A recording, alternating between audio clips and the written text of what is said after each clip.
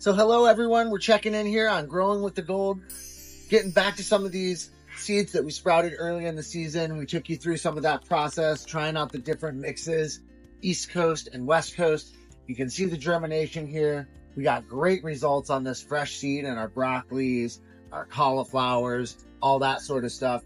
These things are getting pretty well established. We're going to get some of those up in the garden. So this is the last time you're going to see them in the beds. Our beans are doing great. Some of our calendula flowers, our marigolds, everything's doing great over here in all the mixes. So we really had pretty equal success with the planting mix and the potting mix throughout all of these germinations. So you can rest assured that potting mix and planting mix are going to fit all your needs for germination, whether you choose to use potting with that nice light perlite content or the planting mix with no perlite. Both are going to fit the bill for you and get those seeds strong and healthy and ready to get in the garden for you.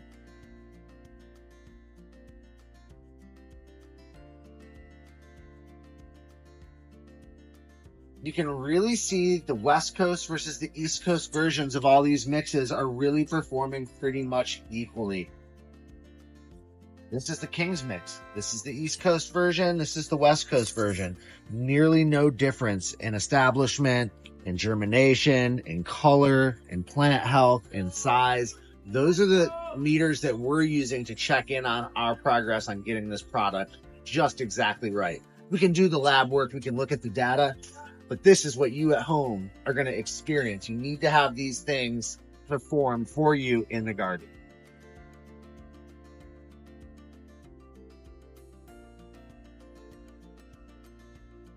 So there's a lot that really goes into this, making sure the amendments are right, making sure the raw materials are right, the forest materials, the cocoa.